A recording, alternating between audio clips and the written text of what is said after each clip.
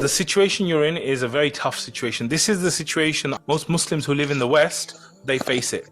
I don't know about you, but I remember like most of my friends and people I know, when we were kids and we were going to school, there were like very few like non-Muslim white people in my class, even though I was in London, right?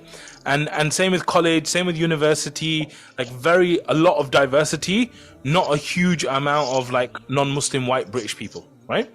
Then when you get into the workplace, it's like a culture shock. It's like a really, really big culture shock that suddenly you've gone from a very multicultural environment to an environment which is like all white English people, and then there's dots of like a few black people here, a few Asian people here, a few Muslims here, a few Hindus, a few Buddhists, and it's just like a mix, right? So this environment can be quite shocking for people when they first come to it.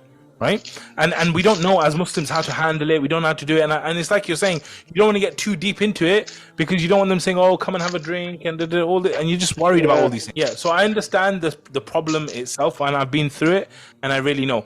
But I think that there's a thing in one of the modules that we go through where we talk about start with heart. Start with heart, meaning that before we start thinking about connecting with people and doing this and that, the first thing is to get your heart right. You're saying that I didn't want to connect with them. I didn't want to do this. I didn't like all of those things, right? So your heart has been in a very different place to where it needs to be if you want to connect. And this is the reality that we need to realize that, look, fundamentally, if we're going to choose to work in a non-Muslim environment, then we have to connect and we have to interact and we have to do those things. There's no choice. Right? Of course, if you're working in Qatar or somewhere like that, it's different. But if we're here and we're working in this and we're doing our training or residency, whatever, we're going to have to interact. The question, so first thing is start with heart. Like we need to make sure that we do have that intention to actually connect with people.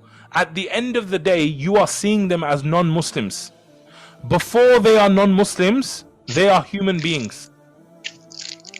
So that's what I'm saying. Number one thing you need to do is change this thing of I don't want to connect to I want to connect. That's the first thing. Start with heart, right? Second thing is that I think you need to realize that these people are humans and slaves of Allah before they're non-Muslims. Okay? Even if they don't worship Allah, even if they reject Allah, right? Before they're non-Muslims, they are human beings and they are the slaves of Allah. Okay, so the slaves of Allah should be treated in a certain way. For example, the Prophet ﷺ, he would not be like, okay, there's a non-Muslim here now, so I don't want to connect with this non-Muslim. I'm not going to. This is not how the Prophet ﷺ was. This is not our tradition, right? So you fundamentally, you need to see these people as humans. You need to see them as slaves, right? And you need to have empathy for them, right? I want you to imagine that you were a doctor like them, but you didn't believe in Allah.